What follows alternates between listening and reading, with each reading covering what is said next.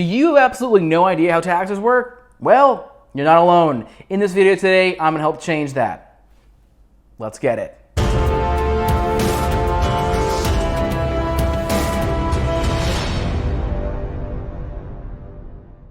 Welcome back, everyone. My name is Nate and I'm here to help you master your money. So this is actually part 2 of a 2-part series. So if you've not seen already, go through the first part of the video and then come back and watch this one. It'll make a lot more sense if you do things that way. And so in this mini series, what I'm doing is I'm showing and explaining how tax brackets work and how deductions can help lower your taxable liability by having them applied to your income. Essentially, what I am doing in this video series is showing you guys how taxes work and how to save money on them, because deductions are fantastic. And without further ado or delay, we are going to go ahead and smash the like button for the YouTube algorithm and subscribe if you have not already. And if you have not gotten your 4 free stocks from Webull, those are down below in the description, so get those. It's literally free money. If you deposit $100 to their platform, they're gonna give you 4 free stocks. 2 of those can be valued up to $1,600 each. So go get those. It's literally free money. Okay, and for real this time, with that said, let's hop into the video. I'm gonna adjust the camera and we're gonna go. And now, there is something called the standard deduction, which can decrease your taxable income this year by $12,400 per person individually, or if you're filing jointly, that would be a $24,800 deduction. Now, the standard and standard deduction just means that anyone can claim it. There's no prerequisite to do that. But if you have deductions that exceed that threshold, you're going to want to go ahead and do what's called itemizing.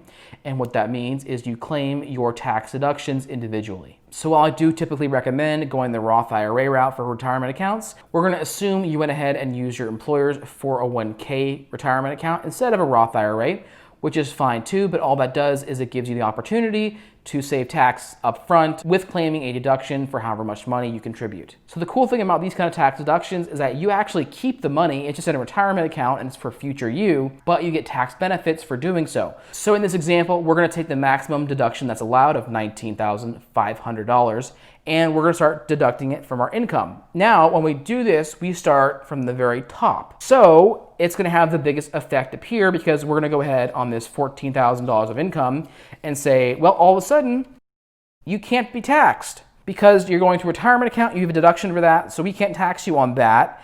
And then because this went over the threshold and bumped you down into the next tax bracket, effectively at the top end, you can go ahead and take some money off this as well, which is just gonna be a few thousand extra here.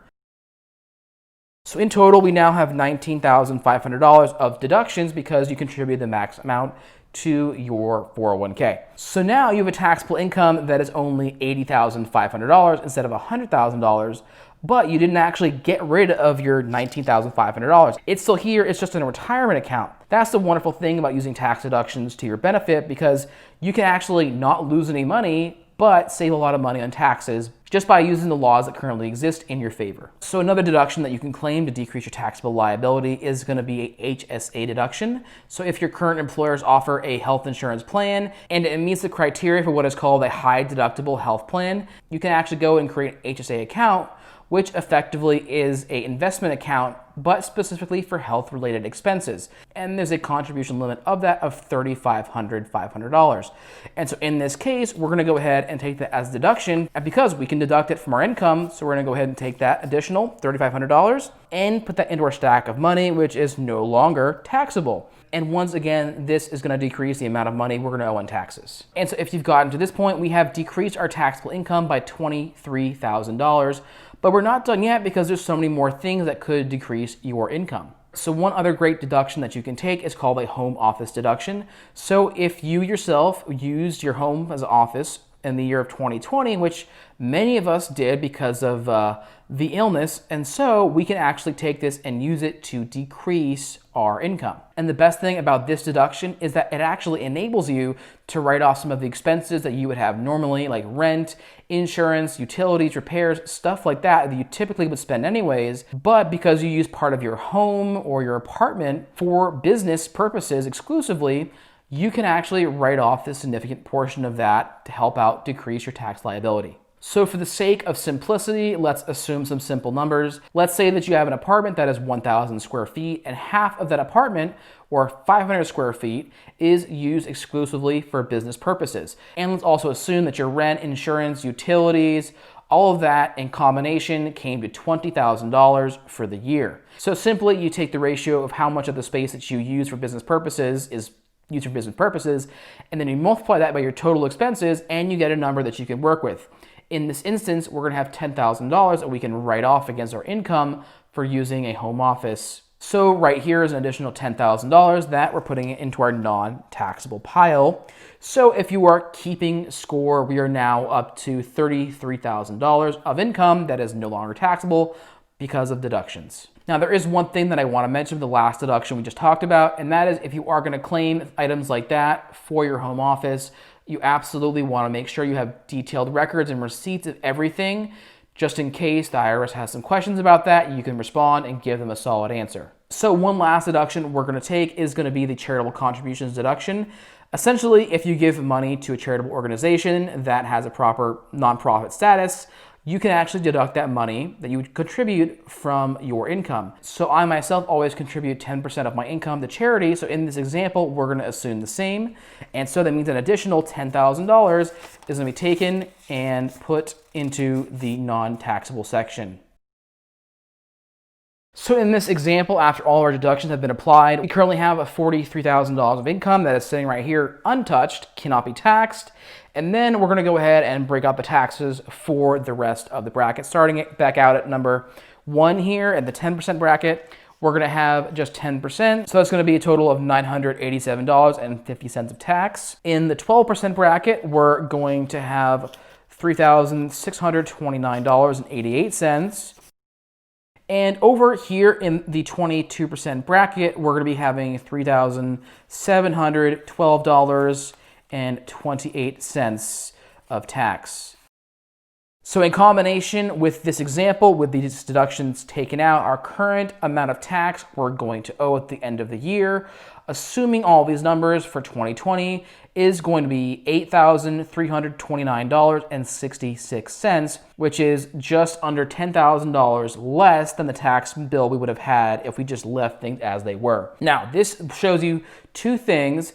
One, doing tax deductions and all this properly can save you literally $10,000. One, and two, it shows the value of having a tax professional explain this to you and show you how it works.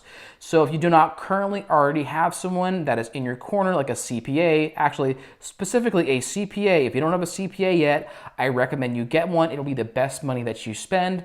Yes, they may charge you $500 to $1,000 in that range somewhere to do your return and do your stuff properly, but it can save you thousands of dollars on the back end and decrease your tax liability. So I would highly recommend doing that if you have not done that already. And this is a simple example of how taxes actually work. And I'm sure some of you are saying right now, but Nate, I only make $20,000 a year. I don't make $100,000. I can't use all of these deductions because I am just trying to pay the bills and survive, and I can't do all this fancy stuff.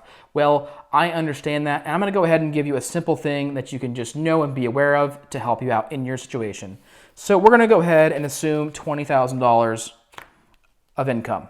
$20,000 right there, not actually, but pretty close. And there's one thing I mentioned a little while ago, which is actually called the standard deduction, which enables you to take $12,400 of your income if you're filing singly and set that aside so that it can't be taxed. So even though you don't have thousands of dollars put into your retirement account, you can still take a significant portion of your income and set it aside so that it can't be taxed. And now the income you have remaining is only going to be $7,600. And so the tax on that is going to be well within the first bucket of the 10% rate. So you would owe a total of $760 in taxes, which is a lot better than what you would have had if you didn't take the standard deduction. Now this is assuming you don't do anything else, but the standard deduction is for everybody if you don't have the means or you didn't qualify for any other deductions in that given year. I hope that this brings some clarity to the whole tax situation, which is incredibly complicated, and I hope that this provides a more realistic example for you guys out there. And with all of that said, that is how deductions affect your taxes and can help you save a lot of money if you apply them properly and legally. Very important key point there. And so that's it for me, guys, for today. I'll see you guys next time. Bye.